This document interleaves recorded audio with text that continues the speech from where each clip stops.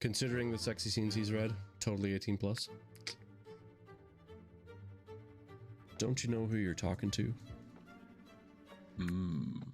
Daddy. Strength to hold in what is trying to get out. Okay. Temptation. He lowers himself down between my legs and watches me closely as he pushes himself inside me. I cry out, moaning with pleasure, uncaring how feral and out of control I sound. Kyle moves slowly at first, kissing me so softly that I feel like I might explode. Then he pulls back and slams into me hard. I shall save you all from spiders. I'm an expert trapper and releaser. That's so sweet that you release them. I murder them.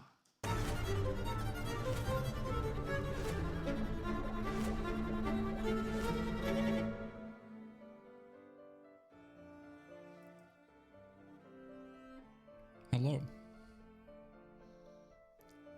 Amlas.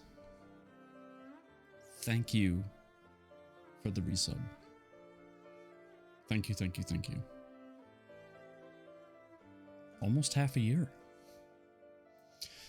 And yes, you are correct. It is not Thursday.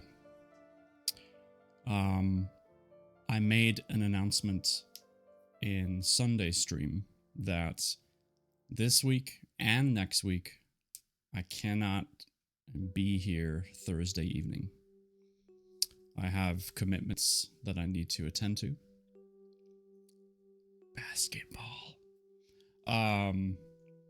And because it's 2 weeks in a row, I felt bad about just saying, well, we're only going to read on Sunday and that's it. Because that's not fair. So I switched to Wednesday. Just for this week and next week. So that is the reason why you see me now. Ta-da.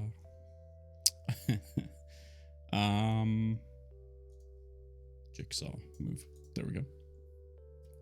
Those are definitely more important. Also, thank you for thinking about us.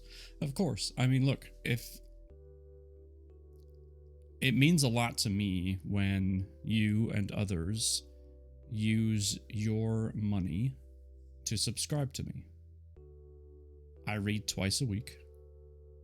And when you're subscribing, you should still get me to read twice a week, right? So the occasional, life happens. Sure, that's going to come up. sometimes you just can't do much about that, especially when they're unintended and, interruptions.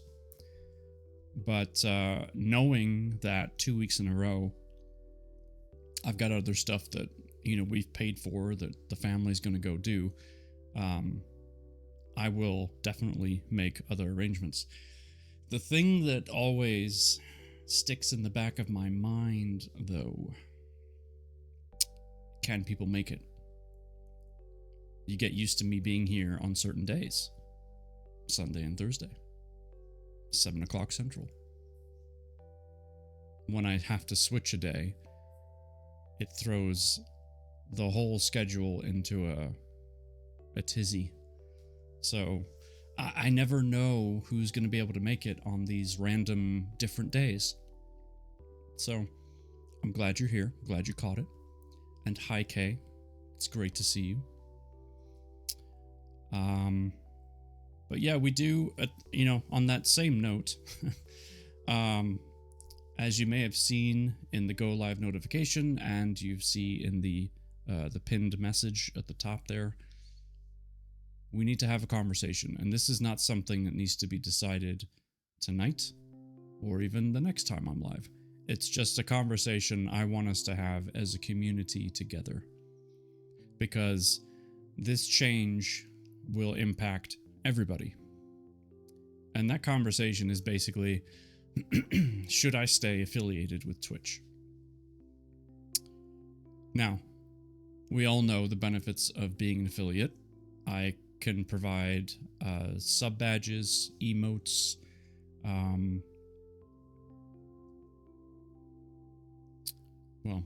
subscriptions so that there's no ads. But at the same time, if I'm not an affiliate, there are no ads. Now, granted, there's limitations on things like emotes. I get that. There's probably some other behind the scene things that I'm limited to, but everything you see on the screen, this is all stuff I can provide with or without an affiliation, right? The backgrounds, which we will have a new reading screen background tonight, by the way. We'll get to that shortly. The push-up counters, the curls, giveaways, all of that can still happen. The thing that really changes, and this is to answer your question, do you pay anything for affiliate? I don't pay anything to be an affiliate, no. But you guys do. You help me earn money. Now, you pay $4.99 for a 1 month subscription. Maybe if you do 3 months in advance, you get a 10% discount, which is like, what, $1.50, something like that. Twitch gets half of that. So you're paying, let's round it up, right? Like you're paying $5. Twitch gets $2.50 and I get $2.50. If you buy bits, you pay an extra fee up front, and then Twitch gets that extra part, and the streamer that you use the bits on gets. So if you do 100 bits, that's basically every bit is a penny. So you do 100 bits, that's $1, and the streamer gets all 100 bits because you paid a premium up front. So Twitch gets their cut immediately. And the reason they do that is because you may or may not use those bits right away, and they want their money now. So you pay $7 for 500 bits. Twitch gets 2. And then the 500 bits, $5, gets dispersed however you see fit. So I don't think it's fair if, and this is even for me, right? Because I'm subscribed to quite a few channels. I don't think it's fair that the streamer only gets half of a subscription, just so they can get rid of ads and then have a few emotes. Hi, Mitchell. I don't think that's great at all. So I thought to myself, well, what if I got rid of the affiliate status? And instead of needing to worry about ads, because as a non-affiliate, there are no ads. If anyone wanted to donate to me, they could still donate the normal $2.50 instead of having to pay $5.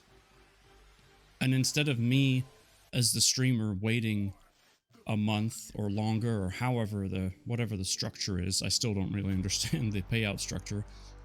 It would just go straight into PayPal instead of waiting and then Twitch doing their thing, right? So the cons are there's less ways to interact. Like, I'm not sure about the channel point stuff. I still got to look into that a little bit. But it doesn't matter because I can find other ways for sounds to be played if necessary. The normal stream of what I provide will still be there. It's just the extras, the extra little bits, the emotes, some of the connections to like sound alerts and blurb and all that might disappear based on what I know so far. But the core of what's happening will not change. And really this is all about money at the end of the day. So you as the viewer, if you wanted to support me financially, which there is never any obligation to do so, you don't have to pay $5 when you could just literally do whatever's comfortable for you. Twitch forces you to pay $4.99, $5, whatever. They force that on you. I don't. So if I remove the affiliate status, Twitch loses control and I take control. And when I'm in control, you can do whatever the heck you want. See what I'm saying? So that's kind of the question that's rumbling around, and it has been for a little while. I've just not mentioned it out loud, but I feel like it's time to talk about it. I feel like it's time to have that honest conversation between, you know, me and you. So, hey, Stump Papa, good evening, sir. How's Lethal Company? It's a good question for sure. Mama House Gaming, hi there. Now you've got me rethinking some things. Interesting, right? I mean,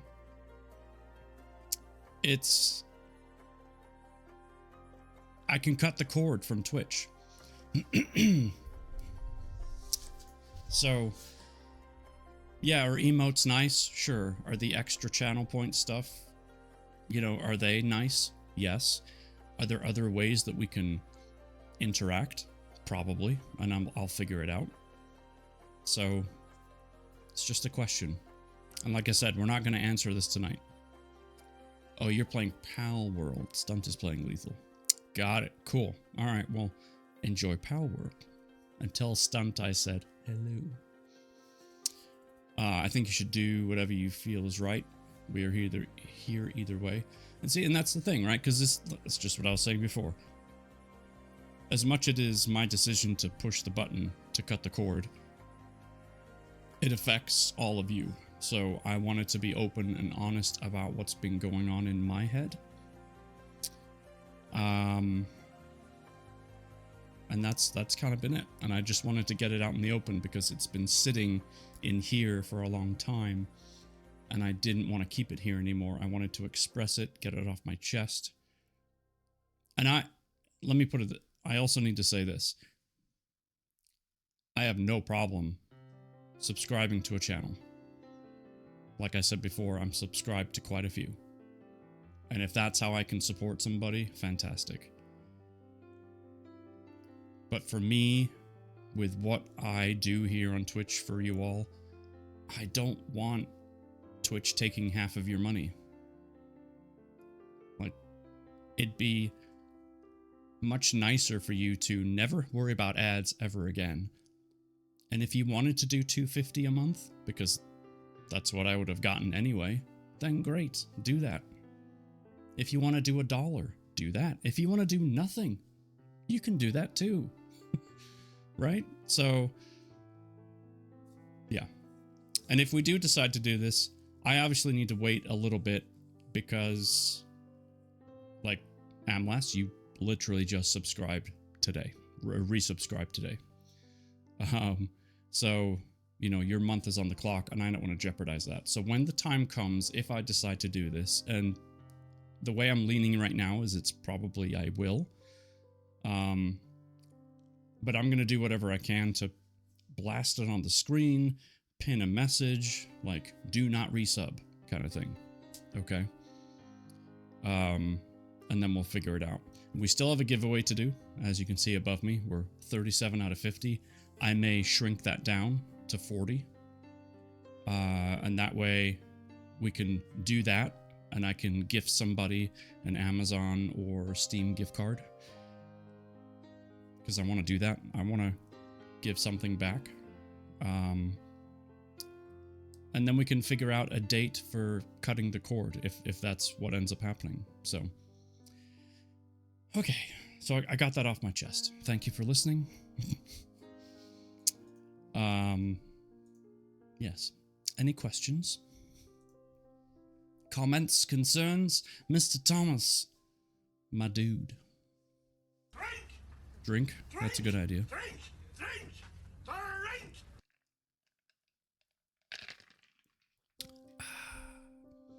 Normally I don't go for cold beverages, but I did decide to do that tonight. Normally I go for hot beverages to help soothe the throat. But tonight I'm being a rebel. I missed what you said. Well, you're just gonna have to go back and listen. No, I'm just kidding. Look at the pinned message. And that's basically what we talked about. I'm doing all right, sir. How are you? Got a busy week. Basketball game tomorrow night, which is why we're reading tonight. Friday, I'm going to go sell my car. Saturday, I'm going to go buy a different car. And then Sunday, we're streaming again. So, it's a busy few days. Packed full of different and exciting things. Much looking forward. New wheels? Absolutely. I thought you were going to say you were going to sell your soul. Nope, I'm not going to sell my soul. No, thank you. For all I know, my soul has already been sold. But I don't think so. Right. On that note, let me show you your puzzle. And then I'll show you the brand new screen that I added in our reading page scene. So here's your clock theme puzzle for this evening, if you choose to partake. It's pretty cool. It's a bunch of old clocks that don't work with what I'm assuming is one that does in the center. I like it. I hope you get some rest at some point during it all. Also, no to the pin message, in my opinion at least. So, Mr. Thomas, you're saying, just to make sure I understand you think I should not? I don't remember what my pin message says. Should I remove affiliate status? In my opinion, you think I shouldn't. I can't subscribe much due to funds, but I like the chance to support when I can and have emotes. So, you'll hear this in the VOD, but I'll still have my PayPal if folks want to support financially. And yeah, the emotes, it is a bummer to lose those. At least mine. I don't remember if non-affiliates even get like a few free ones or not. I don't remember. But you'll still be able to use yours. You just won't have mine. So, super. What's up? All right. Let's read a book.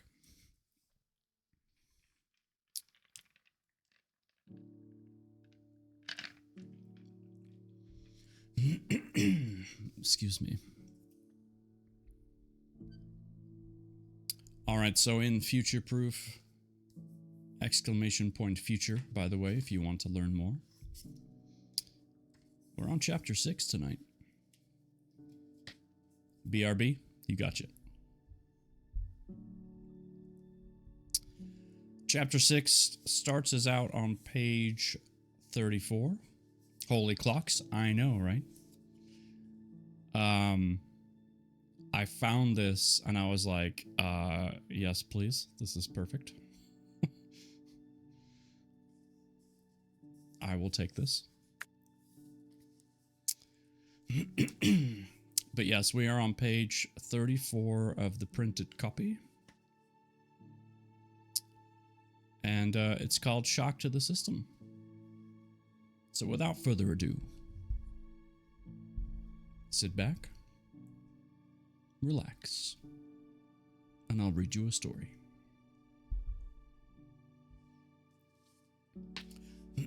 Assuming I don't have to keep clearing my throat, that is. That's the downside of drinking a cold beverage.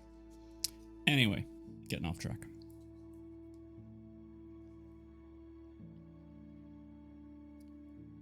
I spent the rest of the morning waiting outside the head teacher's office. Now, if you remember, our guy here is on the table with this experimental drug, and he's back in his 5-year-old self, but with the mindset of his current 40-year-old something self, just as a quick recap. Arlene Brock must either have been very busy or hoping to contact my parents before speaking to me. My dad would have been somewhere off the coast of Norway, in a force 10 gale, trying to extract black gold from the seabed. And my mum would be shopping being her specialist subject. Eventually, the door opened. Mrs. Brock ushered me in and closed it behind her. She pointed to a chair in front of her desk, and I sat in it. My feet dangled in midair. I still hadn't gotten used to how small I was, plus how light I felt. Fantastic stuff. The amber concoction. Miss Brock read from a file on her desk blotter. My file, I assumed. It's amazing all these files that people have on you. Health files, school files, work files, tax files, and so on. Most of the time, you never see what's written about you or how accurate it is. Most files would be Most files would be digitized by my 40th year. But a file's a file. Sam Harris. Miss McFarlane has reported you for using offensive and abusive language. How was a 5-year-old supposed to understand that? I had no idea. Maybe that was the point. I looked up and replied, I said arse? It's hardly the crime of the century. I bet you swore more than that in your staff meetings every Friday. Mrs. Brock stared at me open-mouthed. She flustered and blustered, and eventually said, I'm surprised at you, Sam. What's got into you today? A 40-year-old brain, I wanted to say, but I just shrugged. It's not like you. How she knew that, I don't know. She'd barely said 2 words to me in the 6 months I'd been there. I knew that much. She continued. Miss McFarlane said you were perhaps a little unwell earlier and wanted coffee. Not the sort of thing 5-year-old boys normally say. Fair point. She sighed, staring at the file on her desk, looking for answers she wouldn't find. Right, well, I'll type a letter for you to take home to your mother, seeing as I've been able to contact her by telephone. She had gone shopping. Another benefit of not having a mobile. When you were out, you were out.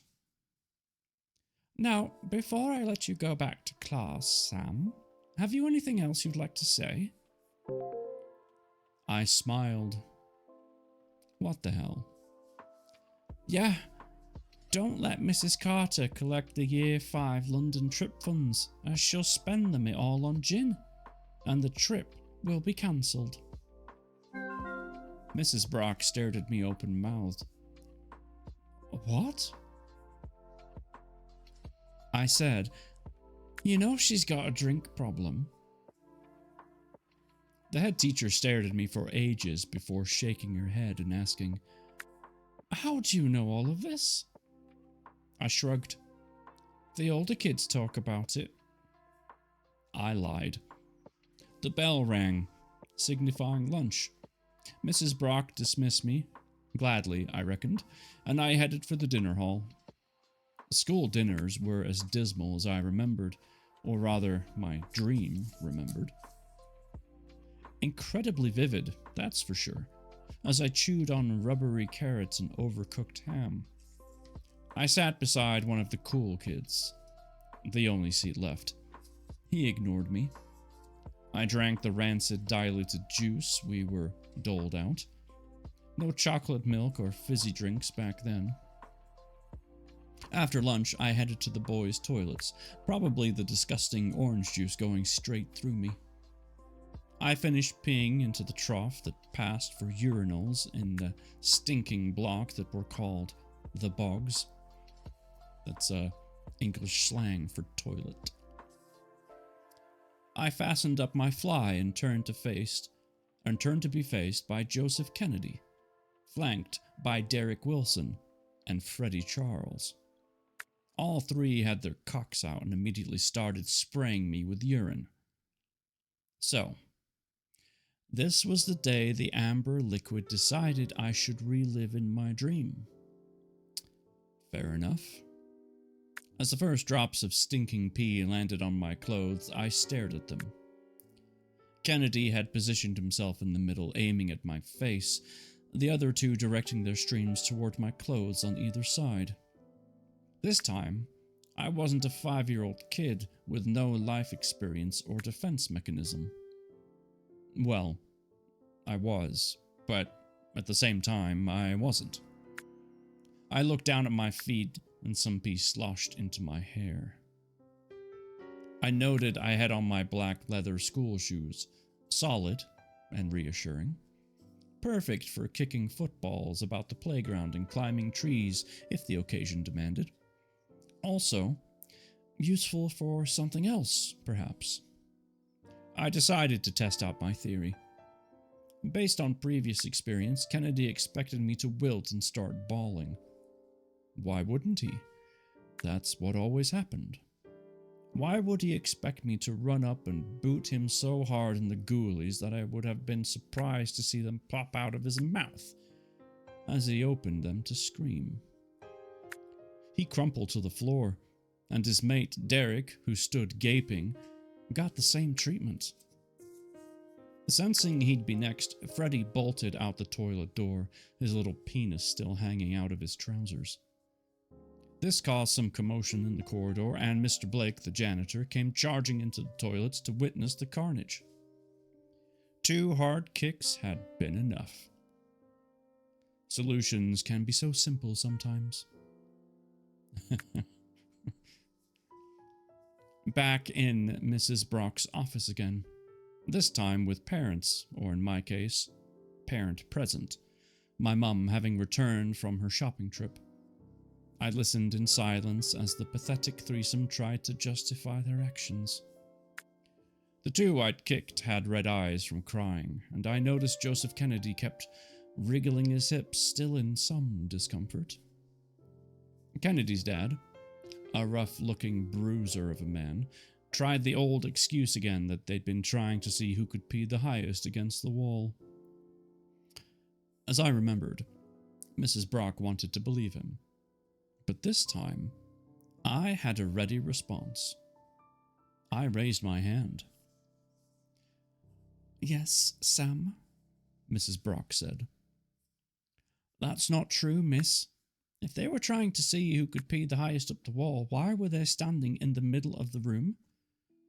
What really happened is that I turned around from finishing a pee, and they were standing there with their cocks out wanting to piss on me. A few gasps at my language. The head teacher said, "Language? Please, there's no need for that. I've already warned you today." "I'm sorry, miss, but the fact is I've been covered in urine by 3 low-life..." I wanted to swear, but had to remember that everyone saw a 5-year-old kid, not an adult. I wouldn't be taken seriously if I lost it now. I had to remain calm and lucid. More lucid than any 5-year-old coated in 3 boys' sticky, stinky piss had any right to be. I selected my words carefully. Little dicks. It seemed appropriate to me.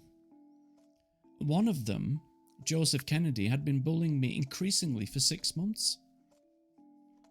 Everyone, including the 3 little dicks, stared at me open-mouthed. Using the word incessantly, considering I'd barely been able to read Ben and Badger a day or so ago, might not have been the best idea. But I'd said it now. Joseph's dad objected. "My son is not a bully. If anything, it's my son that's being bullied. This little bugger kicked him so hard in the nuts that he might never be able to have children." That started a whole barrage of objections and arguments between the adults, partly due to Mr. Kennedy saying bugger, and partly because his son, being twice my size, made it hard to believe he'd be bullied by a lightweight like me. It also occurred to me that if I'd affected Joseph Kennedy's future ability to reproduce, I might have done the world a favor. I remained silent, watching the chaos that ensued. Sometimes, lighting the blue touch paper and standing back is the best thing you can do. Eventually, Mrs. Brock cleared her office, and with the deputy's head's help, she invited only the children back in. She felt more comfortable dealing with children. I could understand that. I could still hear the parents arguing outside in the corridor. I kept a straight face. The head teacher yielded to the deputy head, Sharon Maxwell, who was much more down-to-earth and unlikely to be goaded by kids. Plus, as it were, she was closer to the coalface, as she still taught a class. Year 4 this term. She addressed Joseph. "Is it true that you have been bullying Sam?" He shook his head. "Why would he say that then?" "He's a lying little toad, that's why." Mrs. Brock went to object, but Sharon spoke before she could, first turning her attention to the other 2. "And what about you, Derek? Have you been bullying Sam too?" He shook his head. She turned to me. "Has he, Sam?" I nodded. "Sometimes I think he and Freddie only do it as they're scared of Joseph." I could see from the corner of my eye the 2 boys nodding. Sharon regarded me quizzically. "That's very perceptive of you, Sam." I recognized this as a test. "What does perceptive mean?" I asked innocently. She smiled at me. "Somehow I believe you know fine well what that means, Sam Harris. You're not yourself today."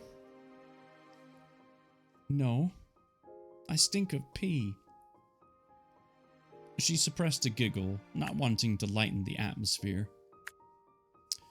"Quite," she said eventually. Then she stared at me. I could almost see the cogs whirring around. "Why today?" "Why today what?" Why fight back today? Usually, someone who has been bullied a lot, like you claim to have been, doesn't fight back. That's what gives them their power. She gave Kennedy a sideway glance as she spoke. Club gaming. You're up on my screen, dude. I can see you. Hey.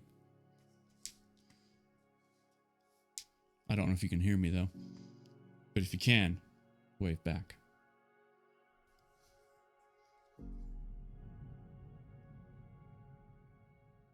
Mad Locust. What's up? Nope, he can't hear me. He's got music and a game, and he's chatting away. That's alright. He's a good dude. I made him a starting soon video. It's pretty good. Or at least he likes it. And I've completely lost my place. Oh, here we go. I sighed theatrically. Great dream, this. I think I just had enough. The last straw. The greatest humiliation. Everyone has their breaking point. It was probably overdue. 35 years overdue. I didn't say. Everyone stared at me, wondering why a 5-year-old kid had suddenly developed the vocabulary of an adult. Mrs. Brock said, "You're very grown up today, Sam." I know. I think it's the shock of everything. To be honest, standing here thinking of, well, you know what? It's not exactly my finest hour. This time, Sharon couldn't help but laugh. Kennedy relaxed and went to sit down. The deputy head rounded on him. "Stand still, Joseph. If I get my way, you'll be suspended from school. And if you are ever allowed to return, I'll be watching you very closely. Do you understand?" I think he understood. At that point, I felt a little lightheaded and promptly sat down on the nearest chair, my head in my hands. Sharon Maxwell said, "Sam, are you okay?" "Sam?" My eyes fluttered open, and I was back on the bed in Collis Lab 4. The doc lifted my eyelid and shone a torch into my eye. "Ouch!" I exclaimed. "Sorry," she replied. "Rhino, what's up, man? How you doing?" "Good to see you, sir." "I just wanted to check your pupil reaction. You've been out for a little longer than expected, but everything seems normal. How are you feeling?" I considered her question. How did I feel? Refreshed? Certainly, and better. I felt better. How weird. "Better?" I said aloud. The doc nodded thoughtfully. "Good. That's good. Did you flip my switch back on?" "It's not as straightforward as that, but perhaps we'll know in a day or two. We'll continue your therapy tomorrow, but it's worth noting that you might have a problem sleeping tonight because you've slept during the day and might suffer from stomach cramps and possibly diarrhea." How long have I been out?" 4 hours.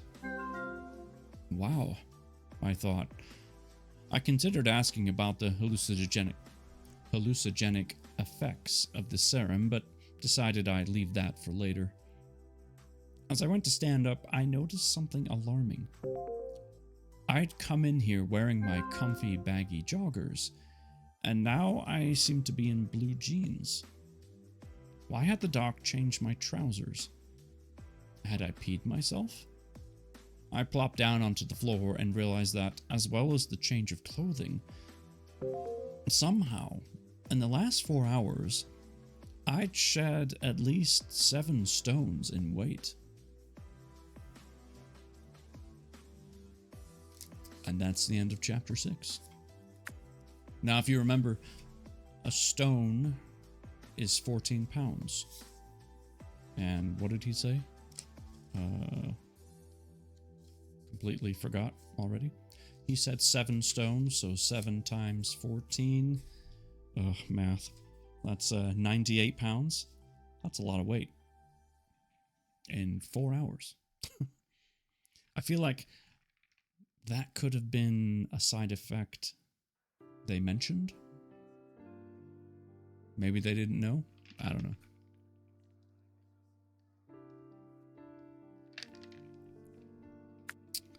Either way, pretty interesting. Pretty interesting.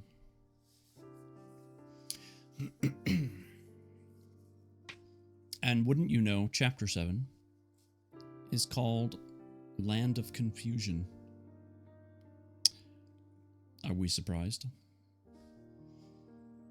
Although I'd have to admit, if this weight loss treatment is available, I will give it a try.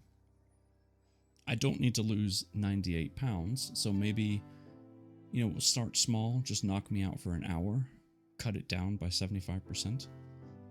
Just kind of see how it goes. Maybe.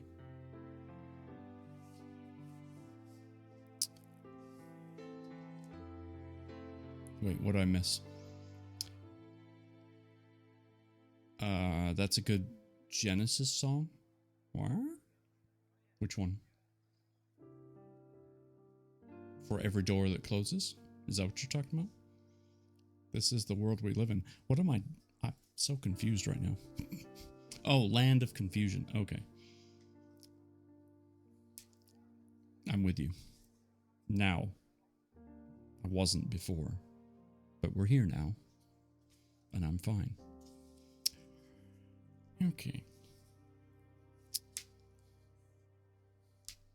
I don't know if I know that song. Sometimes I have to hear the song before I recognize the song. He's a youngin' locust? Okay, you know what?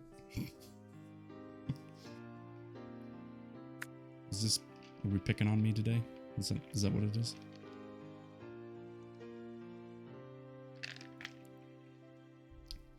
It's completely fine. If you wish to pick away. Mwah. Oh, okay. I'm just gonna keep reading. How's that sound? Page 42.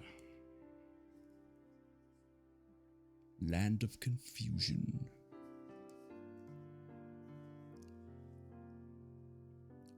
What's wrong? Asked the doc. Where's my... I came in here fat. Now I'm not. Does that serum dissolve body fat? It could be worth a fortune. Where's my joggers gone? Did I pee myself? I asked, cringing the words rushing out of my mouth all at once. Dr. Jaeger frowned. I'm not sure I follow you, Sam. Maybe you should sit back down for a moment. It's unusual for the serum to have this kind of side effect. Let's check you over. She nodded to Nurse Peyton, who donned a stethoscope, listened to my heart, and took my blood pressure and respiration. A mini-medical. The doc waited until she'd finished and confirmed that everything seemed fine.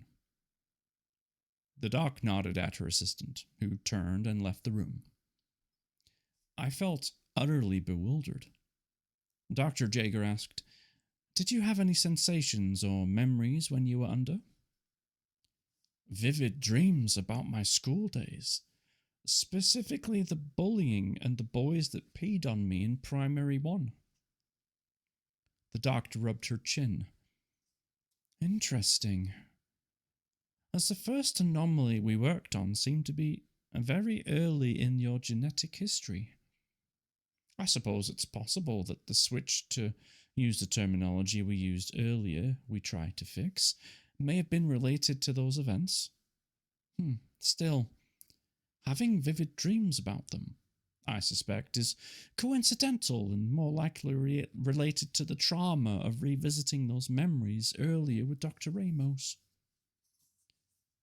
Fair enough, but what about my trousers and the weight loss? The doc shook her head. I don't know what you mean, Sam. You're the same weight as when you came in here, and you were wearing jeans. I've not seen you in joggers. I came in here wearing grey joggers, as that's all that would fit me. Plus this morning I must have weighed over 18 stone, and now I'm, what, 11? 11 and a half?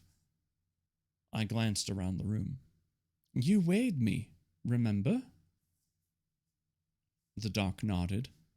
I did, and I recorded your weight. Here, look. I scrutinized her notes, and written in a box marked weight, I read the figure 73.65 kilos. That's not right. I weighed over 118 kilos earlier. I clearly remember. We also talked about my divorce causing me to start eating crap. The doc appeared worried. For some reason, Sam, you've woken up very confused. I'm not sure why. Me neither. Nor could I forget I weighed as much as a small car earlier in the day, and now I didn't. Could I have dreamt everything since arriving here? No. Yup. That tasted purple. No, I said no. Not yup. Hi, Purple. How you doing? Good to see you. You've come at a very interesting, confusing chapter.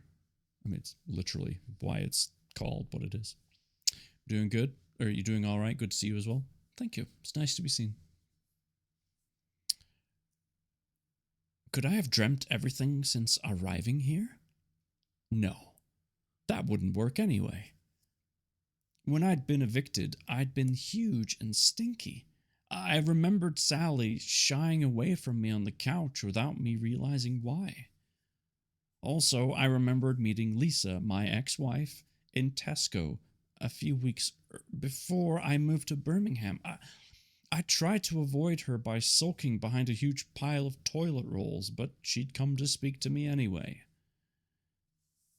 I can't remember exactly what she'd said, but I could see her looking at me, the size of me, and I knew she'd have been thinking, thank God I got out when I did. She'd testified that I'd been the size of a house, and as would my social worker. This wasn't right. Something felt way off here, out of kilter. I regarded the doc warily as she tried to convince me everything was normal. Quick pause here. Let's say it's true that he is like 100 pounds lighter. Take the win, buddy. Take the win. Anyway, moving on. After a few more minutes of me asking where my trousers were, the doc said, Sam, I think we'll suspend your involvement in the project for a day or two until we can understand why you're reacting this way. The words suspended from the project hit home. I remember Sally's plea, please don't blow it, and it reminded me that I might only be a small step from sleeping behind the bins.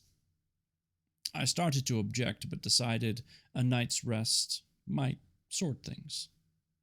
I might still be dreaming. All of this may be an illusion. and I could still be snoozing, fat, inside my joggers, I agreed to go to my room and relax. The doc reminded me that Sally would visit me after dinner.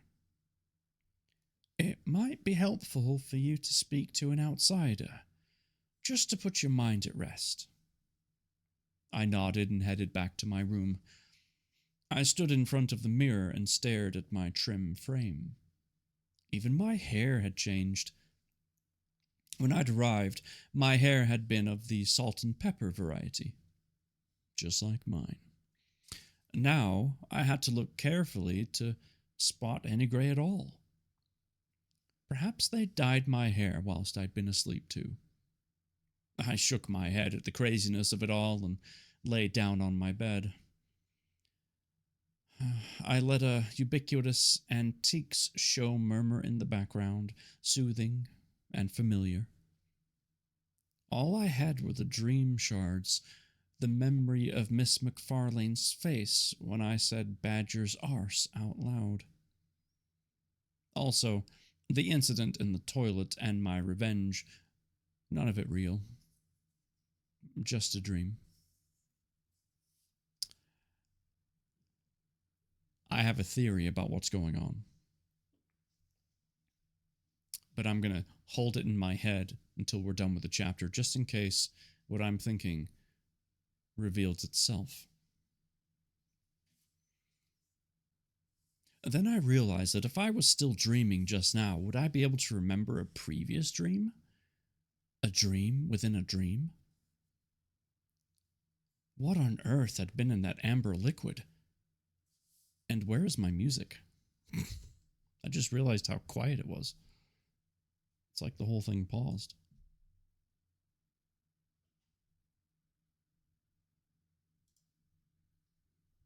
Does anyone else hear music? Oh, now it's going. That was weird. Are you thinking what I'm thinking you're thinking? Yeah, right? The music stopped, didn't it? I just realized. I was getting so into the story that I hadn't paid attention. And then it clicked. Anyway. I might be thinking what I think you're thinking I'm thinking, but we won't know what each of us is thinking until we think out loud.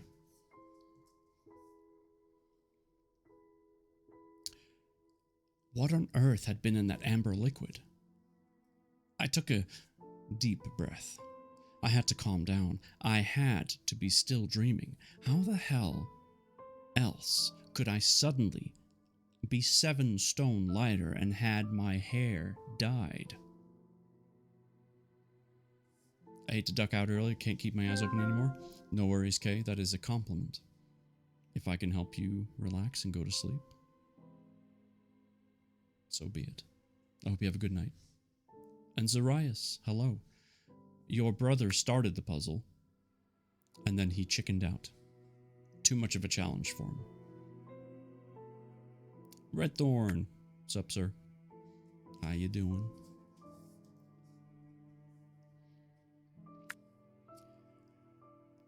It all made my head hurt. Ooh, burn. I know, it's true though. I lay still, trying not to think as my head filled with thoughts that didn't feel like mine. I tuned into the antique show, which helped. I watched 3 episodes back to back by flipping through the various channels, then went for dinner. Still eating roast beef, Yorkshire pudding, roast potatoes, carrots, and green beans, I observed everyone else around the table. Molly still didn't make eye contact with anyone. Ted still muttered about our most prominent evolutionist, coated his dinner in dandruff, and occasionally smacked himself. Thankfully, he now sat at a small side table on his own. He didn't seem to notice or care. Angus still peered at Molly from under his floppy fringe. In fact, everybody appeared precisely as they had been earlier in the day and yesterday. Only I had changed. I ate a mouthful, and the meat tasted tender and delicious. Jazz. Hey girl, how you doing? Would I be able to appreciate the flavor and texture of food in a dream? Plus, we'd had the same dinner last night as well. Perhaps that's all they served. I said to Angus, "It's nicer than last night's roast beef." Hey boy. He replied with a mouthful of peas, some spilling and bouncing back onto his plate. "We had lasagna last night, man, not this shit." I stared at him as he shoveled more food into his mouth. Lasagna? We didn't have lasagna. Did we? I occasionally had trouble remembering what I'd eaten for lunch, usually crisps. Still, last night had been the first time I'd sat at a table with other people for as long as I could remember, and I'm pretty sure I'd had soup, followed by roast beef and split gravy on my non-existent joggers. Despite the warmth of the room, I shivered. Something strange was happening. Just know, Redthorn, she can be as friendly as she wants, okay? You just calm down.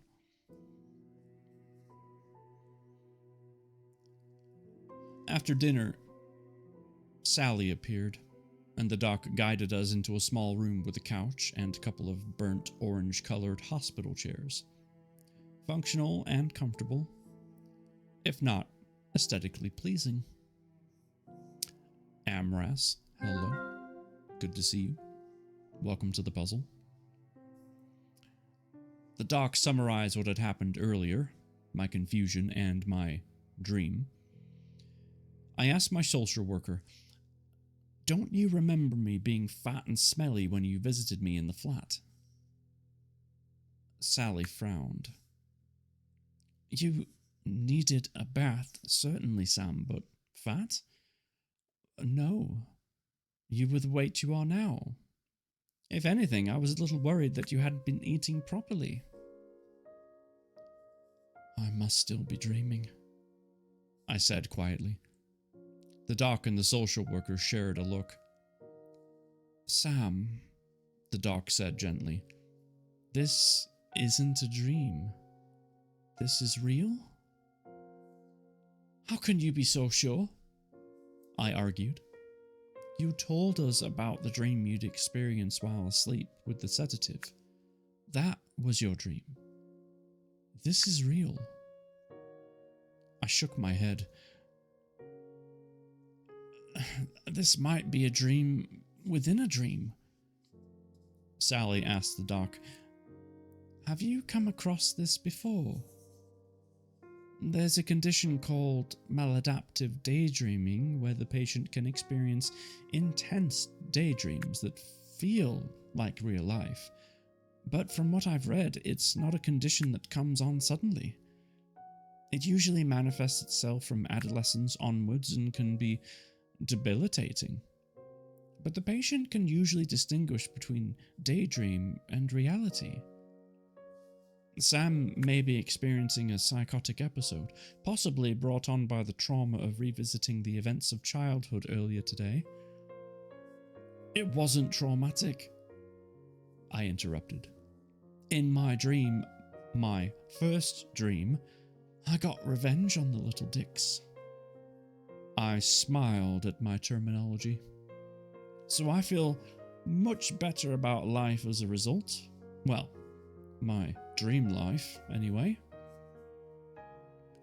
The doc stared at me for a moment.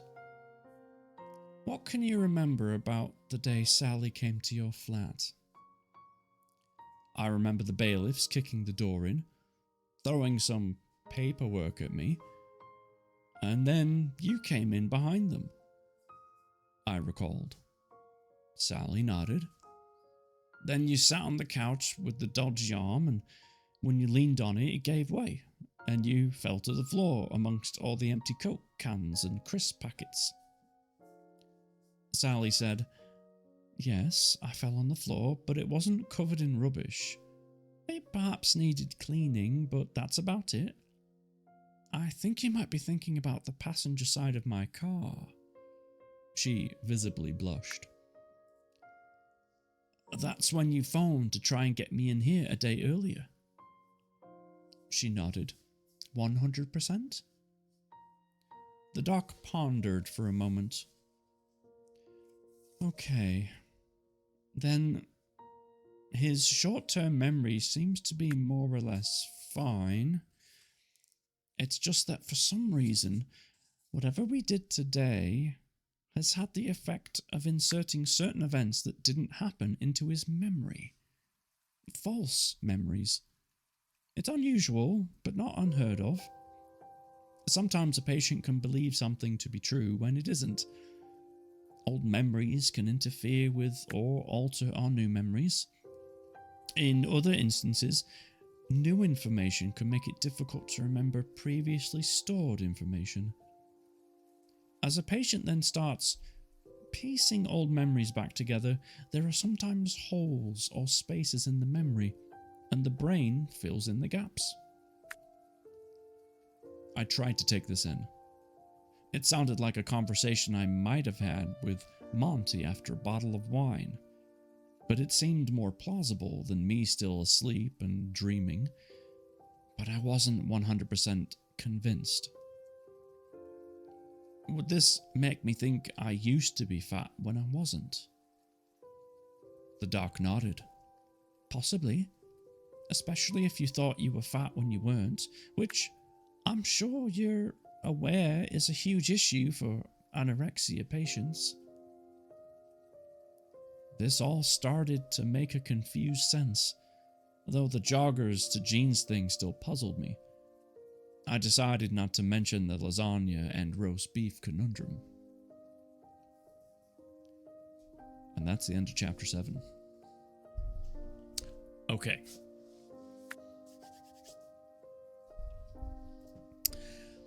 I want to take this opportunity. Does anybody have any theories that they want to share as to why he thinks that he is like 100 pounds lighter than he should be? And why he's in jeans and not joggers, all that. Any ideas? And then I will share mine.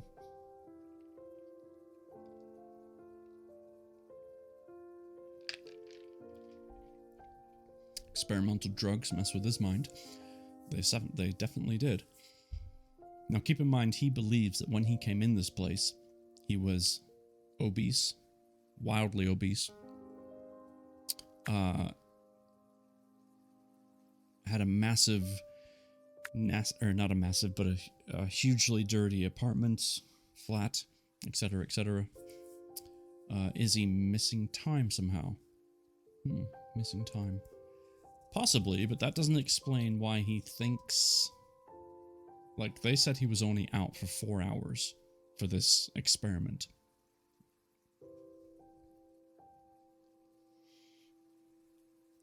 Any other guesses?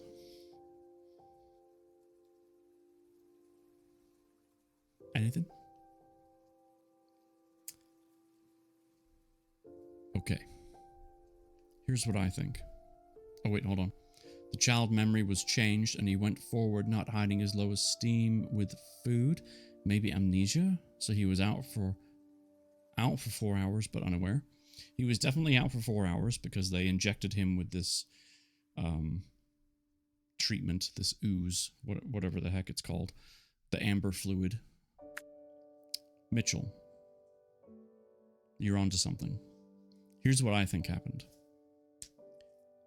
When he came in yesterday, he definitely was overweight. He's everything that he thought he was. They did the experiments. They went back in time to when he was 5 years old. He changed what happened. He changed the outcome of that moment in time. Because of that, think of a new timeline, kind of like in the Loki show on Disney, if you've watched that. In this new timeline, he is now caught up to present day, and because of that change, he is now the new person. But because it was only 4 hours ago for him, he doesn't know that he had changed. He woke up in his new timeline. That's my theory.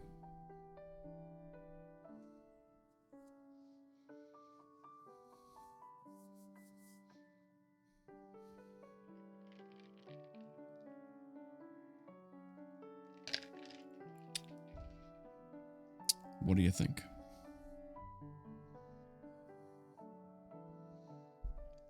That sounds unreal, to be honest. It does, doesn't it? If you haven't watched the show Loki on Disney Plus, like the series, go watch it. It's absolutely fantastic, but it leads into a lot of what I just said. You did? Okay. So, if you think about the timelines and all that kind of stuff, I think in this story, he has created a new timeline by changing the past. But because he didn't physically actually go there, only his mind did, when he wakes up, he awoke in the new timeline.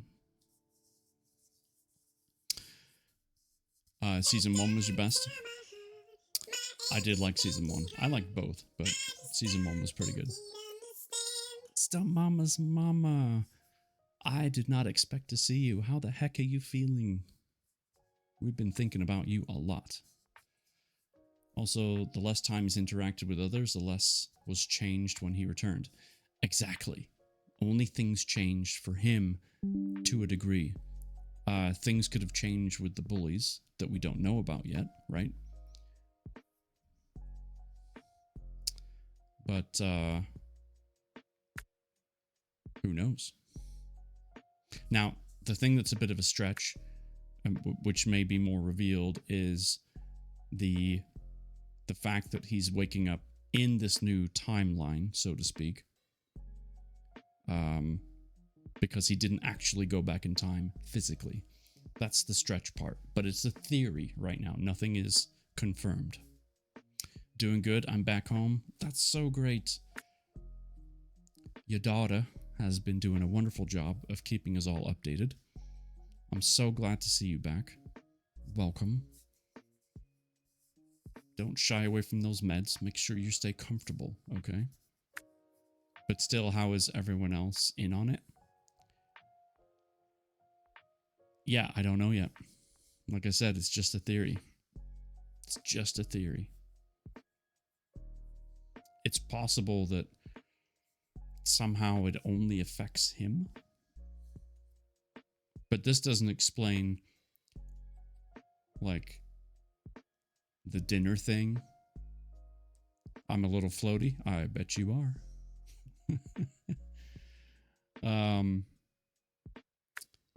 You know, they could have very well had lasagna last night.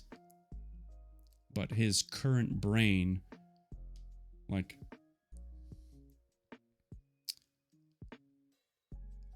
there has to be a cutoff from the timeline of when he remembers his normal self versus this new version of himself, right?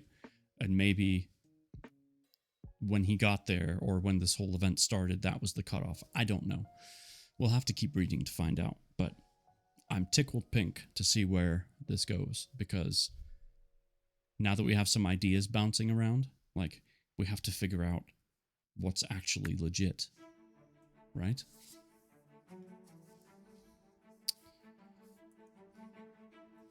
Oh, man. My shorts are TMI, but they are riding.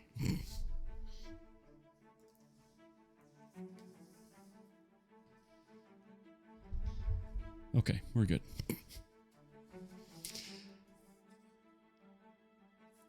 All right. For those of you that need to know or are curious, Red Thorn just went live. Feel free to pull him up. He's a good guy. In fact, I'm going to pull him up and Just have him in the background here. If I can find him. There's so many people live right now. It's unreal. Where are you? Oh, where? There you are. Oh, he's going to play Left 4 Dead 2. Good game. All right. Who? Red Thorn. One of my mods. REDDTHORN. We'll just do a shout out. That would be a lot easier. Can, Purple, can you do a shout out for Red, please? Can you shout out everybody, actually? If you have a chance. I want to get into Chapter 8. Thank you, I'll lurk them. That's my guy. Make sure you shout out Mr. Thomas as well.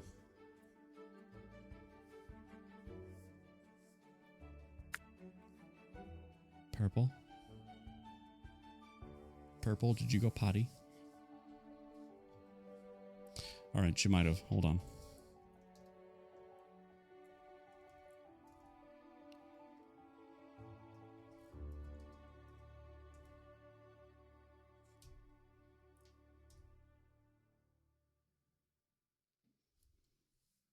You follow Red Thorn already. Perfect. Excellent.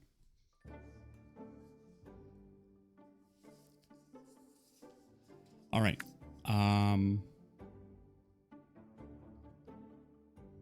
Chapter 8. Bad Romance. We're on page 49. You're welcome. Oh, we have almost lost my page.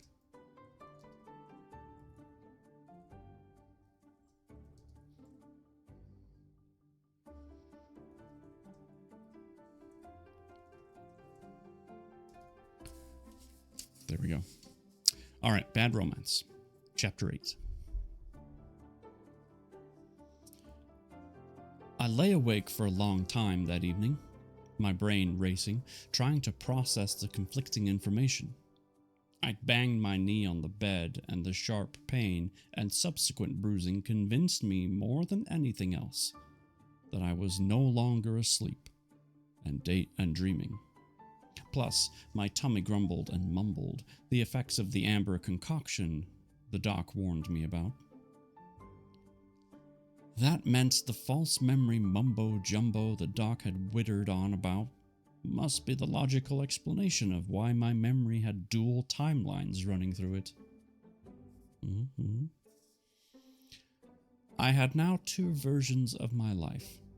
Similar, but with subtle differences.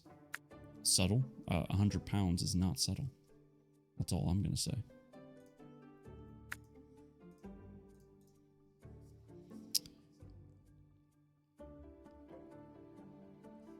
In both versions, I met up with Lucy Lawrence on my last day of high school. Equally as painful. Her mum had found out my mum had terminal cancer, and Lucy had come to see me. I'm unsure why. To offer support and hold my hand. A brave decision, as I still had the vestiges of flour and eggs on me, making me resemble a half-baked cake. A bunch of kids had ambushed me on my way out of the building, tied me to a chair, and pelted me with flour and eggs. She didn't care about my appearance and said it was shocking that I'd had to endure that. Looking back, I can see that I had huge issues with my mum's diagnosis, and my way of coping was laughing out at anyone and everyone, even Lucy. We sat outside the school on an old stone wall surrounding the football pitches. Soccer. A warm July day, with a light breeze that ruffled her hair and carried over exhaust fumes from the nearby dual carriageway. Lucy talked. I listened. The London Guildhall had accepted her to study music and drama, but she wouldn't go if I could give her a good reason not to. I had no idea why she'd even made the that offer to me. Our history was, well, history by then, lost in time and space. Besides, I hated myself and everything and everyone at that point. Why would she do something like that for me? I wasn't worthy. I don't know that her mom and my mom had been chatting online for months and that Lucy had been reading the correspondence. My mother never mentioned it. She seemed to know about my trials and tribulations, my problems fitting into the school, and my issues with some teachers in the last year or two, coinciding with my mum's treatments and decline. Lucy had matured enough to see how this had contributed. I hadn't, and didn't. It felt like she'd been spying on me, and my mum had betrayed my confidence. I don't need your sympathy, Lucy. I don't. Just go and enjoy your life in London and shack your way through the orchestra. She'd locked eyes with me, her mouth forming a perfect O shape. Her lips now bore lipstick, though she still didn't need it. Sam, I know you're hurting, and what I am is no concern of yours. I've not seen you for years, and you turn up here on my last day of school, and why are you here? Did my mum send you? Of course not. She did, didn't she? I don't need you, Lucy. I don't need anybody. I really did. But in any event, I'd stood up and walked away, leaving her sitting with tears slipping down her cheeks. In both versions of my memory, I'd married Lisa MacDonald. The weddings were identical, taking place 3 days after my 28th birthday. A hot August afternoon, standing in a sweltering registrar's office with no aircon. A smattering of friends witnessed the formalities, mainly Lisa and Mai's dad. What remained of him. He hadn't taken my mother's death well, and a decade after the event, it showed. Heidi. Hi there. Oh, mommy. Good to see you. How are you? Are you still streaming? I assume you are. Yep, she is.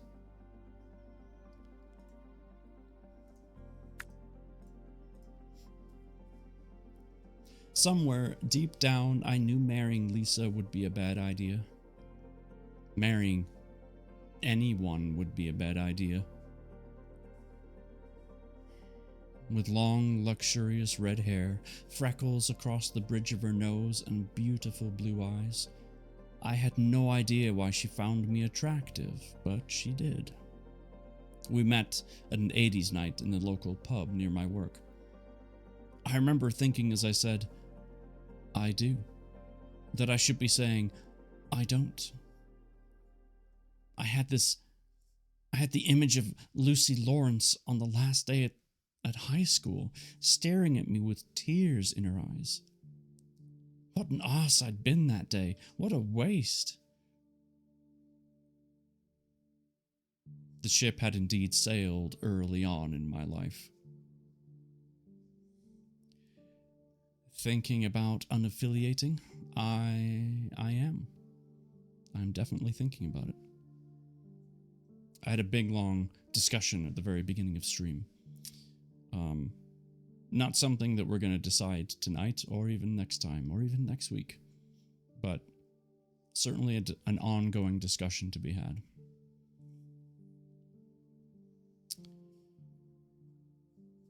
You've distracted me, Stunt Mom. I don't know where I am. But enjoy the puzzle. Hi.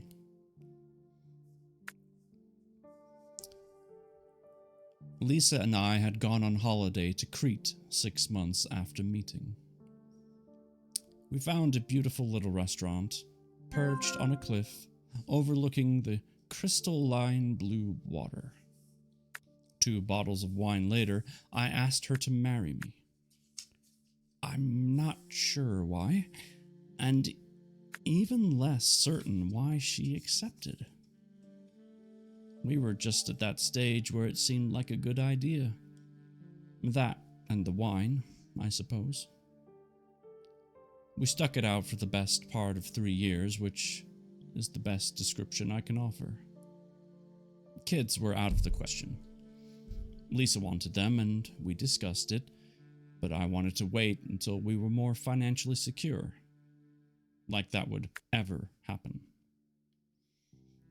I'd been in the same job for nearly 40 years, a record for me, working in a small betting shop just off of Wigan High Street. Lisa moved in to my 2-up, 2-down terraced house, a 5-minute walk from my work. She transformed it from a crummy bachelor mess to something you could call home. She'd been nesting. I hadn't realized at the time, preparing for the children I wouldn't give her. She tried, she did. I can never fault her for that. She left me on a bleak January morning. I'm surprised she'd lasted that long. I'd lost my job a few weeks before Christmas and hadn't expended much energy in trying to find another one. She took her clothes and Beau, our Cocker Spaniel, and said, "Sam, I'm leaving. You know I have to, don't you?" I did know. I'd always known. The only difference between the 2 marriages was that in the second version I'd left her. For her sake, not mine. Something I should have done before I did. From that point forward, the 2 versions of my history converged, leading me to Perry Flowers. Except now, I'm thin instead of fat, and couldn't be sure what I'd eaten for dinner. Weirdly, I'd once assumed that my fat frame had deterred people from hiring me, but of course, I'd never been overweight. Or had I? I hadn't quite reconciled myself to the false memory thing. I don't know what to make of it all. I didn't think I'd become insane, but if you're mad, you probably don't think you are. One of the symptoms, perhaps? I awoke the following day feeling refreshed and calm. I still had the memories of 2 lives in my head, but the former version, where I'd been humongous, had begun to fade. Therefore, I assumed the second version must be accurate. But what did I know? Just in case, I wrote down what I could remember of my first life, which sounded decidedly odd inside my head. The doc had suspended me from any further therapy until she decided I was fit to continue. I told her that my head had cleared and that the version she believed to be the truth, I now also believed to be the truth. She seemed relieved, but still thought it worthwhile to wait a few days. I didn't seem to be in danger of being kicked out, so I could live with that. On Friday, my name appeared once more on the whiteboard. Another digging session with Little Miss Gorgeous. It occurred to me that I might be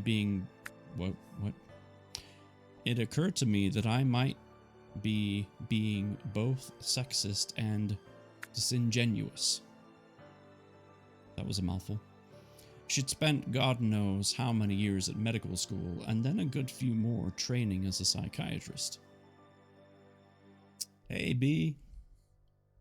You okay there, bud? That was a very strange sentence. I'm going to read it again, because it was like blah, blah, blah.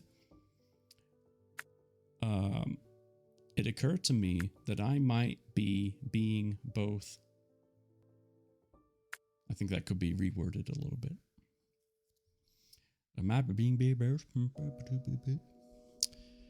It's fine.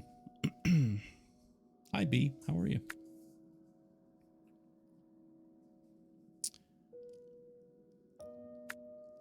Let's see. Years at medical school, and then a good few more training as a psychiatrist.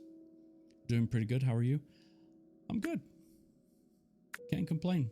Thank you. Can't complain. Enjoying the evening's read.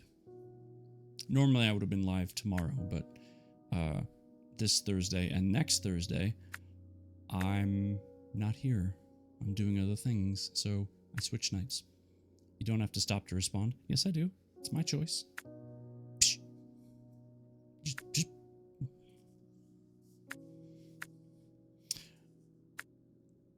Anyway. More than I could have ever achieved. Glad to catch you and relax. Do enjoy. More than most people had achieved. All to try and help total losers like me. She deserved more respect than that. Seated in her office again, trying not to let her beautiful face distract me, we ran over what had happened with Dr. Jaeger. Jaeger? I bought into the false memory syndrome now. I had no choice, and we discussed it for a while. Janice eventually said, "Dredging up childhood trauma can be very unsettling and distressing. I don't think I emphasized how strongly our session had affected you in my notes." I nodded. "You're right, but just for the record, and for the last time, you are absolutely certain that I wasn't humongous when I came into the room with you earlier in the week?"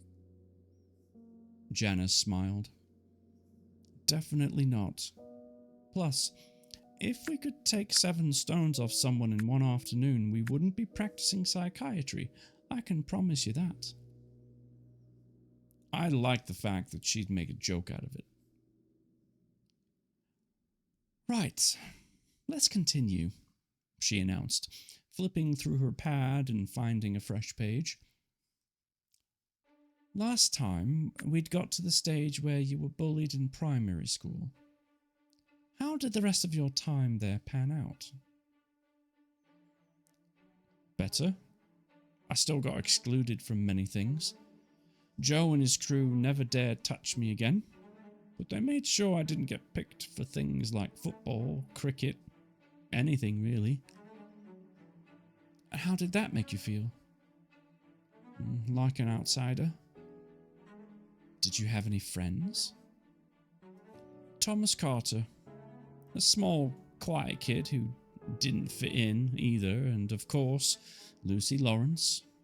We were good friends. We used to walk about holding each other's hands. My mum and her mum were friends, so we had many play dates and trips." I couldn't help but smile at the memories. "She made you happy?" Dr. Ramos asked. "She did." "What happened to her?" "She went to a different high school.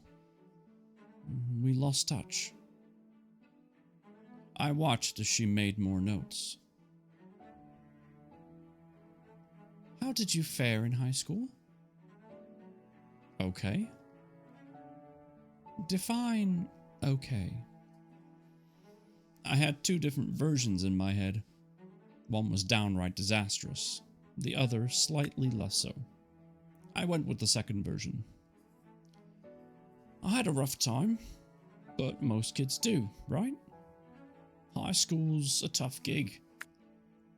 I didn't fit in there either, but I had nobody to blame but myself this time. I didn't need a bully to make my life miserable." "Can you give me some examples?" I had so many to choose from. I sighed.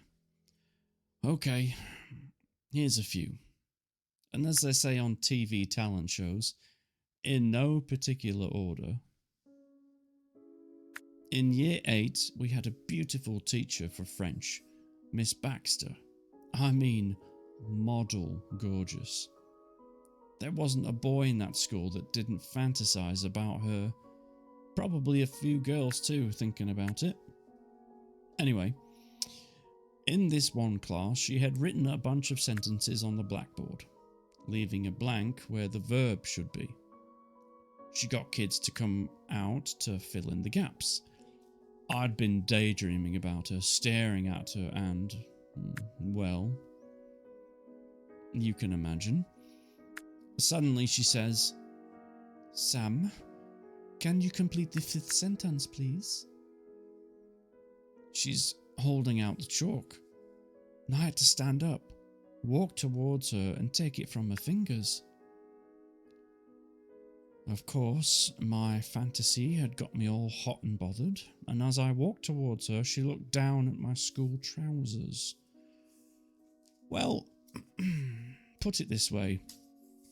School trousers don't hide erections. She could see it sticking out, and so could most of the class. She smiled sympathetically at me, but the place just erupted. I cringed. It got brought up whenever willies were mentioned for the rest of my school life. You'd be surprised at how often adolescent boys and girls talk about willies. I waited for a comment from Janice, but no genital shaming either. Then there's a time I got locked in the supplies cupboard. The doctor looked up from her notes. How did that happen? A smart-ass kid, Jimmy Hall, did it. He told me that the janitor had hidden his stash of porn in there. He had a porn mag in his bag that he offered as evidence. Remember, this was just at the beginning of the internet. Most kids then didn't have access to it. Anyway, I'd been stupid enough to believe him. And as I scrabbled about amongst the mops and buckets, Jimmy slammed the door and locked it. I was stuck in there for an hour until someone found the janitor to get me out. I got detention for missing PE, whilst Jimmy Hall didn't even get pulled up. If I hadn't realised already, I knew from that day that life wasn't fair. Jimmy's dad was a school governor. I poured myself a glass of water from the jug on the table. Janice reviewed my confessions. These are embarrassing, I suppose, but not the sort of thing that would scar you like the Primary 1 experience. I nodded. There are a few other things that happened, one of which, looking back on it, has kind of a symmetry. On my first day at high school, some of the 6th form kids tied me to the chair in the middle of the playground, poured water over me and pelted me with bags of flour and eggs. Janice looked up from her notes. Why did they do that? I shrugged. Because they could, I guess. That's awful. What happened? I had to go home and change. No, I meant, what did the school do? Not much. It seems it happened to some poor bugger every year. I was the poor bugger. Janice shook her head and made some notes. You mentioned a symmetry to it? Yeah, well, the same thing happened on my last day after I'd finished my A-levels. A-levels are like your final exams of high school. Some kids from the year below me tied me to a chair in the playground, poured flour and water over me, and broke eggs over my head. Why? Because they could. They were leaving school. There were no repercussions for them. Dr. Ramos threw me another sympathetic look. You didn't have much luck, did you? I shrugged. I've always been an easy target. Plus, I seem to have a knack for being in the wrong place at the wrong time. Anything else? Loads. I just stood out as being a victim. Plus, being painfully shy and scared of making an arse of myself meant I made an arse of myself all the time. I've always made bad choices. Can you give me a few examples? My dad suggested I join the debating society to help overcome my shyness. Did it work? No. At the first meeting, we were all given 3 minutes to deliver a talk on anything we wanted or felt we would talk about for that length of time. I decided to talk about Ankylosaurus. What? It's a dinosaur from the Cretaceous period, just before the asteroid hit. It resembled a giant hedgehog with a huge club on its tail. Anyway, I managed to stutter through about 40 seconds and then ran out of things to say. I never went back to the debating society. At least you tried. I know, but it's another example of a bad choice. I had no chance of becoming a confident public speaker, so why put myself through that? The same thing happened every week at cricket. Compulsory from April to July. I couldn't bowl, couldn't bat, wasn't much use in the field either. A few of the kids were hopeless too, but as I'd already been marked out a victim choice number 1, it would be my fault if anything went wrong. Janice looked over her notepad. Anything else? What the hell? I might as well be honest, otherwise I wouldn't be able to help myself. My mum started to get sick during year 10. Breast cancer. She had a double mastectomy, but it had spread. It took another 3 years to finish her off.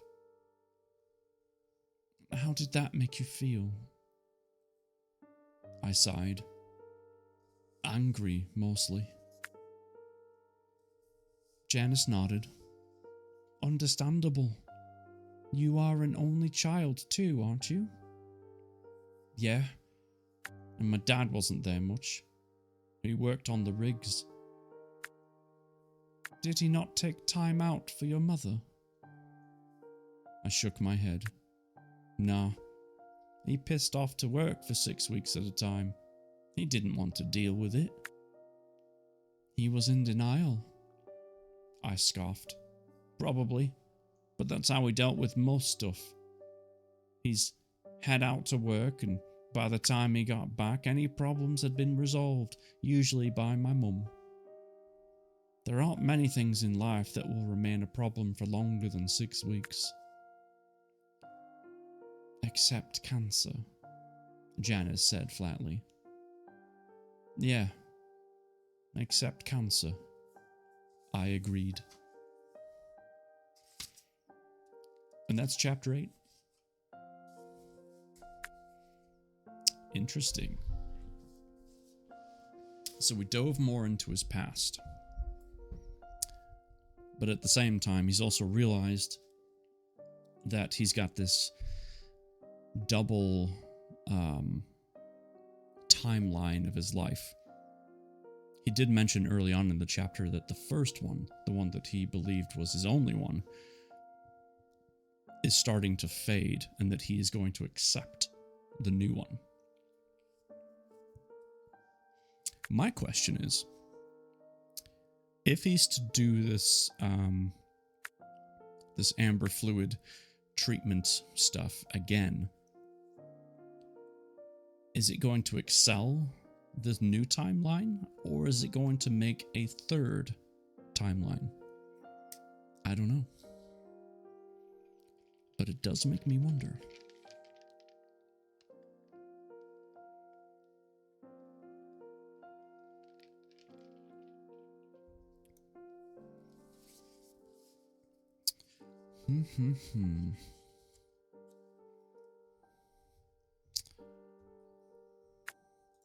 Nice. So, how's everybody doing? Everyone comfortable? Cozy? Looks like you're making some timely progress on that puzzle. See what I did there? Timely. Because it's a clock. Never mind.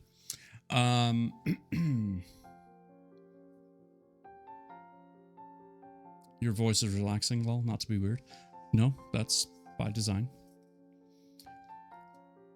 You may not have known this about me, B, but for the past 3 years, I've been doing this. So this is a normal weekly thing.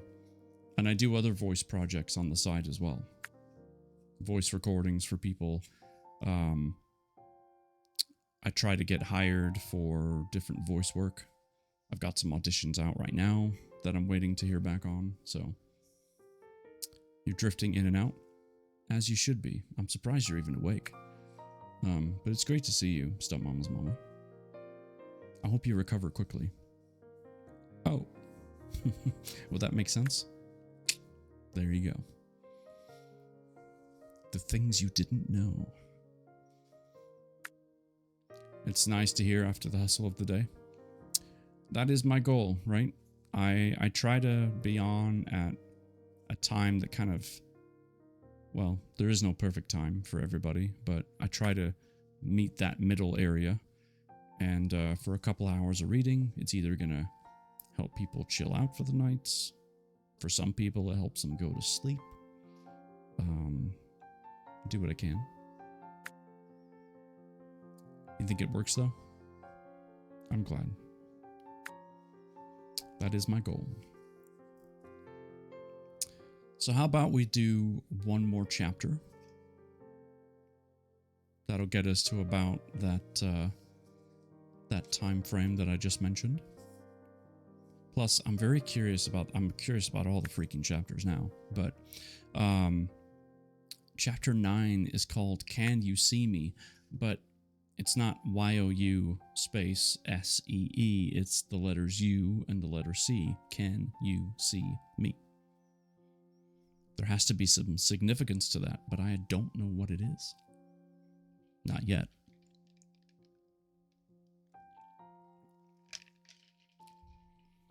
I put too much ice in my drink. It's getting way too watered down.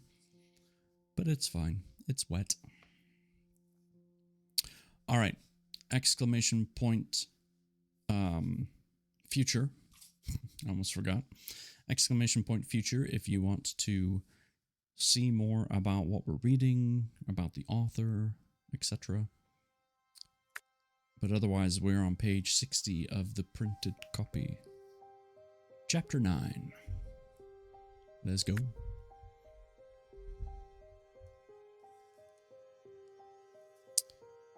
I also outlined with Lucy Lawrence, start over. Just gonna redo that one. I also outlined the Lucy Lawrence incident. More as an example of how I dealt with things at the time. Maybe how I still dealt with things. She closed her pad and said, "That's enough for this morning. I'll tidy up my notes and thoughts and pass them to Dr. Jaeger for her session with you this afternoon. Are you sure you're okay to try again?" I nodded. I had no choice. I either complied or I'd end up bedding down behind the bins, aka trash. I wasn't very hungry at lunch and picked at a chicken salad. Not all the patients / colleagues were there. I assumed they were still being treated / counseled or consoled. Molly had been unusually chatty, telling everyone about her dad, who worked as a crewper on a cruise ship. His ship would be docking in Southampton Harbor on Saturday morning, and she'd planned to spend the weekend with him. I didn't know we could leave at weekends, not that I had anywhere to go. My afternoon session with the doc started with a thorough check-over by Nurse Peyton. It seemed I was in one physical condition. Shame about my brain, then. The doc confirmed the details about my high school life and seemed particularly interested in my reaction to my mother's illness and rejection of Lucy. Perhaps that sort of thing made more of the dent in my genome than being covered in flour and eggs, being locked in cupboards, or tented trousers in French classes. As I slipped into unconsciousness, I remembered I'd forgotten to ask the doc if the amber liquid contained hallucinogenic properties. Oh well, too late now. This time, when I opened my eyes, I found myself leaning over my high school balcony at some burly rugby types carried Sweaty Betty's old Fiat 500 into the school playground. I'd forgotten about that. Sweaty Betty, real name Elizabeth Hargreaves, was a quiet and gentle English teacher. I used to like her classes, but a medical condition made her sweat profusely, hence the name. Kids can be pretty unoriginal as well as cruel. I watched as she came running out of the staff room, her hands covering her mouth and close to tears. The deputy head, Mr. Thompson, followed close behind her. Thompson, without a P, boy, without a P, as he used to shout to anyone in the history class who misspelt his name. He remonstrated with carjackers, and they eventually lifted the car and returned it to the car park. I suddenly realized with a shudder that once they'd completed the task, they'd start searching for something else to occupy the schoolyard, and that I'd be the target. I never discovered who suggested me to them. I needed to hide. I disappeared from the landing and headed across the other school building. Sneaked into the theater and sat and watched years 11 and 12 present the end-of-term review. Most of it seemed to constitute rehash scenes from Blackadder, but at least I felt safe. I dared to leave the theater at 3 p.m. and cautiously approached the front door. As I did so, I noticed an empty chair covered in flour and eggs in the middle of the playground. It seemed like the prank had gone ahead, except with a different victim. I wondered which poor sod had taken my place. It hadn't occurred to me until then that I must have been dreaming again. I stopped and took a good look around. My subconscious had once again done a splendid job of recreating my old school sights, sounds, and smells. Some younger kids rushed past me, and the whiff of stale cigarettes drifted into my nostrils. They must have been outside somewhere having illicit fags. Cigarettes. Kids must think teachers were stupid.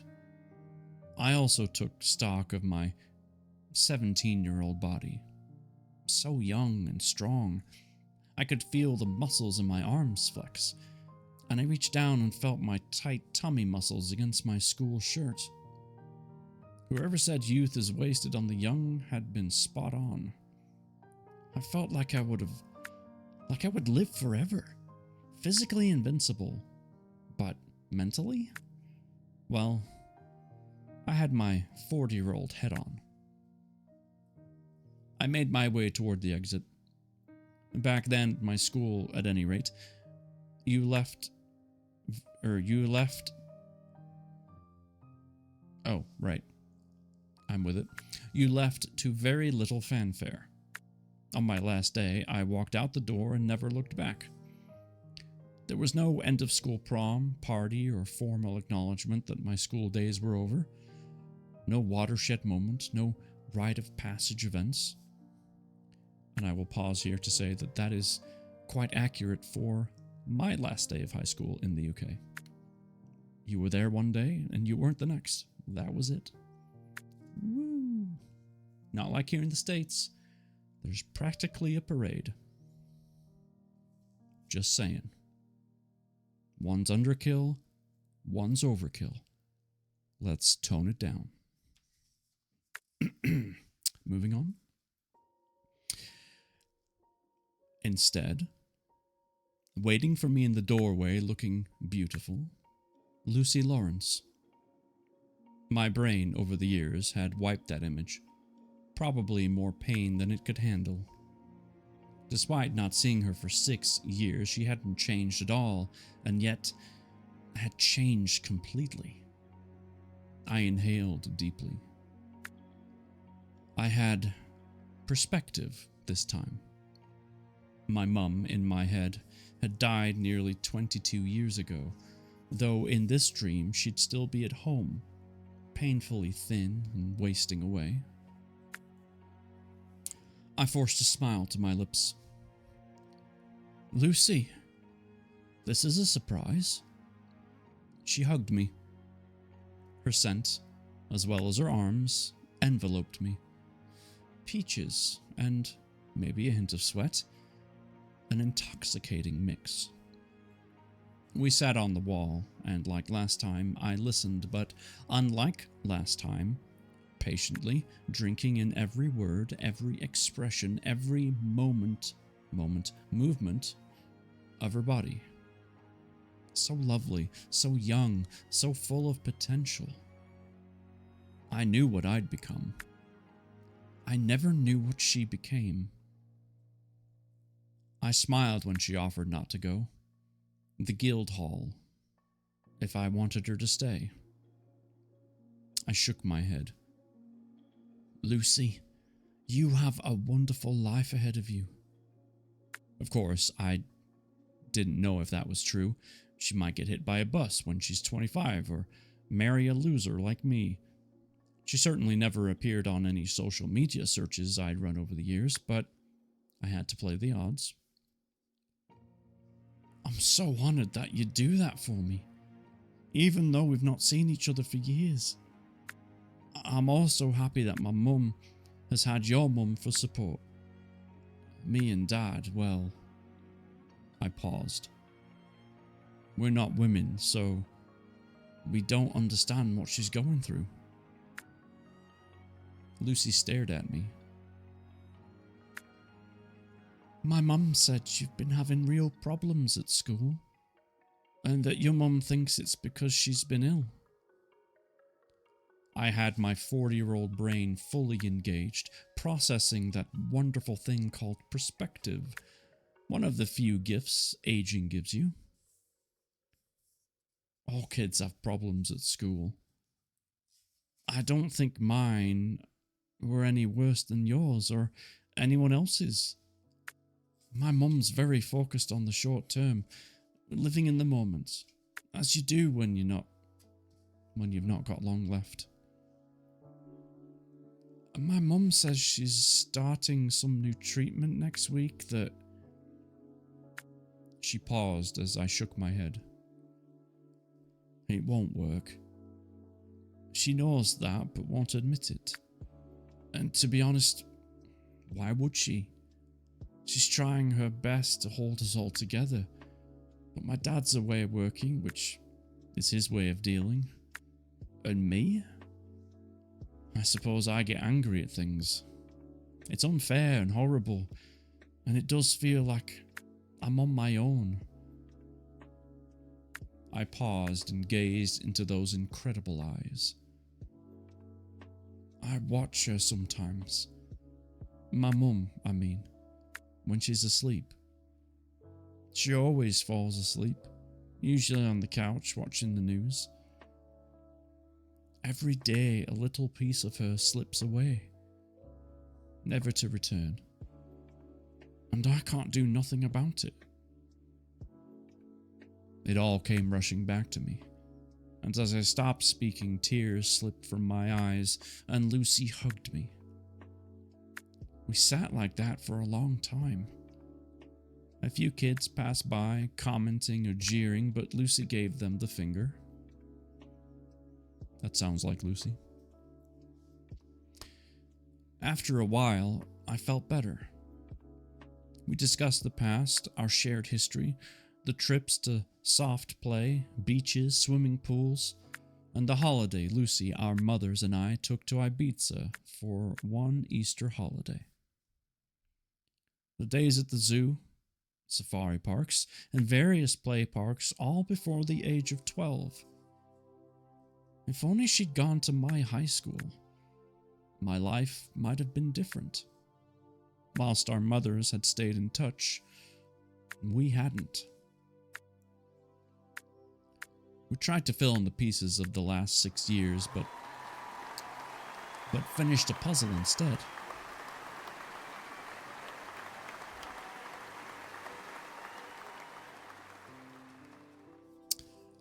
Good job on the puzzle. Clock faces in Vence, France. Francais. Well done. That looks great. That was a lot of fun and we didn't fight. You see what you can do when you just try to get along with each other? It's wonderful. Hi, Killa. You don't want to be an affiliate anymore? I'm thinking about it. It's because Super wasn't here. I knew there was a comment coming. I knew it was coming. I just couldn't let a good thing be. You just had to go and poke it with a knife. I've been thinking the same, actually. Yeah, once I post the VOD for this evening, if you listen to the beginning, you'll hear my whole spiel about why I'm debating on not being an affiliate. It's, to summarize though, it has to do with the financial side of it. I love that you guys want to sub and do all that. I hate that half of it has to go to Twitch. And all you're really getting out of it is a few emotes and no ads. I could not be an affiliate, and therefore there would never be ads, and you don't have to donate. If you wanted to, I have a PayPal. Great. That's where all of this goes anyway. But you wouldn't have to pay $5 to do it. You could do any amount. It could be $1. It could be 50 cents. It doesn't matter. I don't care. It could be nothing. I'm not here so I can try and entice you to give me money. That's not why I'm here. So, it's on my mind. But anyway, listen to the beginning of the VOD once it's ready, and you can hear the whole spiel. Because I rattled on for like 10 minutes.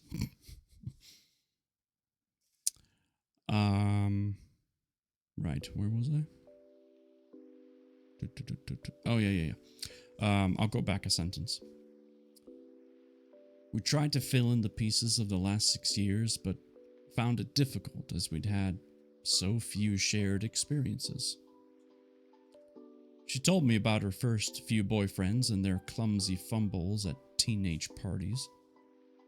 Then her first serious boyfriend, a controlling, nasty bully of a man/boy, 18 going on 3, according to Lucy, who freaked out whenever she dared speak to another male.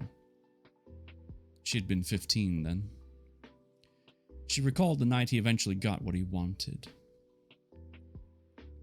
We were out in his dad's car. He'd only passed his test 3 weeks before. I'm not even sure his dad knew he had it. Anyway, we drove out into the countryside and found a spot overlooking a lake, reservoir, or something like that. She paused. I knew what was going to happen. She searched my face for what? Judgment? Jealousy? An opinion? I had no idea. I had no right to feel anything. Anyway, she said, smiling. It was quick, painful, and forgettable. He dumped me 2 days later. I was a mess for ages afterwards. God knows why. He'd been a complete moron, a controlling, mean-spirited bully. But I guess I'd been too young to know any better. When I'd been with him, I'd become invisible, you know? Like I'd lost my identity. He controlled everything. And when he moved on, I didn't know how to be me anymore. It took time. I used to think in school when I walked along the corridor, "Hey, look at me, can you see me? I'm here. Please tell me you can see me." I felt anger and sorrow, but even with a 40-year-old brain engaged, I still felt impotent and useless. She might have only been 6 months older than me, but she'd become a woman in the intervening years. I'd remained a stupid, immature kid. Whilst emotionally I could now relate, at the time, sitting there in a 17-year-old body, I'd still been a virgin. I would remain so for another 3 years, until a suffocatingly hot night in a Corfu hotel room where Aileen Reed from Iverness removed that particular burden, as it had become by then.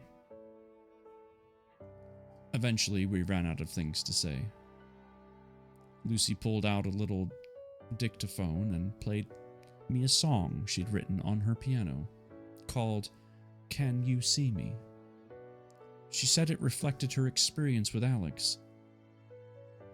It helped, you know, writing it down, getting the emotion out, in a way I could relate to. It made me feel better anyway. I listened. Heartfelt and naive was how she described the song, but it sounded pretty good to me. It should have been you, not him, she told me, her amber eyes flashing in the summer sunlight. I wanted to believe her, but she'd only said it to make me feel better. After a moment or two of comfortable silence, she started asking questions, the answers to half of which I knew but wished perhaps I didn't. Where do you think we'll both be in 10 years? In a relationship that will ultimately lead to a miserable marriage. Instead, I said, I don't know about me, but you'll be a famous actress, singer, or musician. She wouldn't, or I'd have heard of her, but she deserved to be. Will you go to university? Probably not. Mum needs me. But what about after? Well, you know. I shook my head. I doubt it, Lucy. I'm not the academic type. She took my hand and stared into my eyes, her irises glowing like mini suns. I could feel the body heat, smell her scent, sense her compassion. Look at me, Sam. I couldn't have avoided those deep pools of love even if I'd wanted to. She was breathtaking. I could see that now. My angry, lost younger self had been too consumed with self-hatred and injustice to appreciate this wonderful girl. My heart ached as her breath washed over me in an erotically charged outpouring of emotion. She leaned her forehead against mine and spoke in a whisper. Promise me, Sam. Promise me this, whatever happens after your mum dies. You must go to university, okay? For me, and especially for your mum. You have to make something of your life for her memory. and me. Please? The please, a pleading entreaty that came straight from her heart, from the deep well of concern and emotion I had no right to tap into or receive. But there she sat, breathing into my face, an appeal made from the shared experience and shared love that I'd lost. Misplaced, didn't deserve, maybe all three. I didn't know. With my old head in control, I now recognized that I'd just experienced the most passionate, charged, and memorable moment of my life to date. Maybe forever. We held each other as if the world was ending, and we were the last people alive. The last people to experience a sunset, a sunrise, the waning and waxing of the moon, the call of a bird, the cry of a child. It felt like the whole human experience was tied up in that moment. I closed my eyes, breathed her in, and it felt like the world had tilted from its axis and plunged into the sun.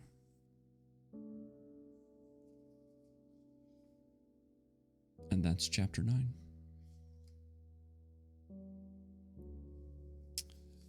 You know, it's stuff like this that really does make you wonder, what would life be like if you could do some of it again? And I don't know. I'll never know. But I've definitely pondered that thought many times over. Many times. Thank you. It would be interesting for sure, and you have too. Yeah. And I loved how the music at the end of that chapter lined up perfectly.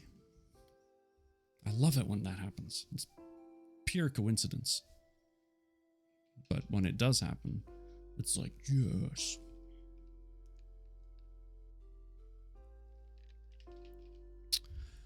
All right.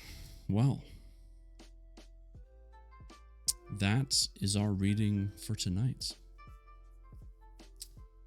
Let's see, we started on 6, right? Yeah. So we read 6, 7, 8, and 9. Sunday, we will continue. I love this book. I'm digging the story a lot.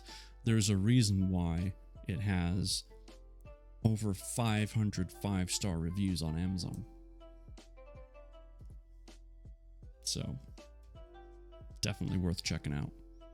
Thank you so much. Thank you so much. I even got to do the puzzle today. Hey, win-win. Winner, winner. All right. The question is, who do we go raid? Because a lot of people have come in here tonight that are now streaming.